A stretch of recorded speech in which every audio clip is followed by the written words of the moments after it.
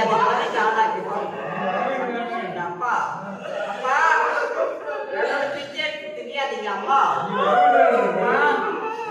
நான் இப்பதான் வந்திருக்கேன். செத்து பாடம் பண்ணி என் போடா பாக்குறேன் போடா. நான் உயிரோட இருந்தேன். கல்யாணமே முடிஞ்சிருக்கேன். நான் சந்தோஷமா இருந்திருப்பேன் என் மாமா வாழ்க்கையில. என் மச்சாத்தீங்க இது எல்லாமே நிம்மதியா இருக்கும். அது அத்தனை ஆசையும் மறந்து இதை போய் சேர்ந்துட்டு திவ்யா எல்லைய மச்சாத்தீங்க எங்க அக்கா மேல செலவு மச்சா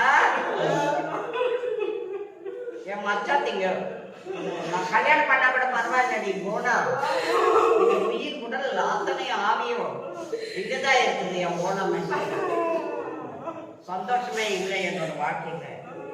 அவளுக்காக நான் சாகலாம் அம்மா.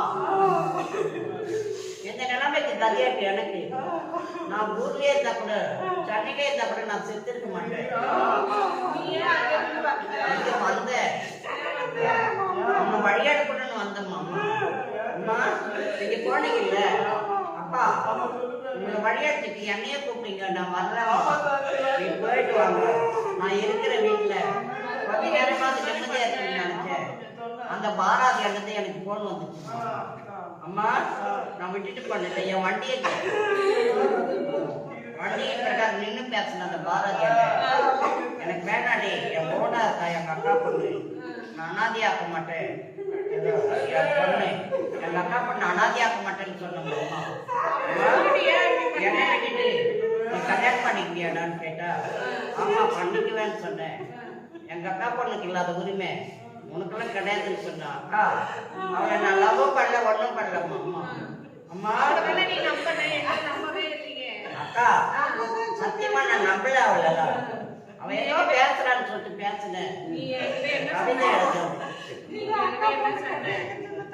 நான் தான் ஓகே சொன்னேன்.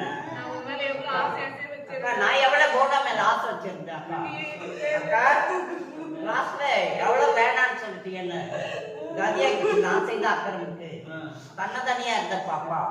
அப்பா தன்னதனியா இருந்த என்னோட உயிர் நிலைகளா விருதுகளை வெளியாக்கி என்னை கொன்னுச்சுக்கா அக்கா.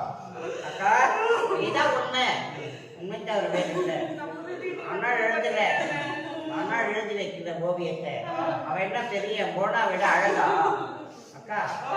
ஏதோ என் திவ்யா விட அழகா. யார் சொன்னா? நான் எழுதல அக்கா. நான் எழுதல. அது எவனோ ஒருத்தன் என் கூட வந்து உட்கார்ந்து என்னோட நண்பன்.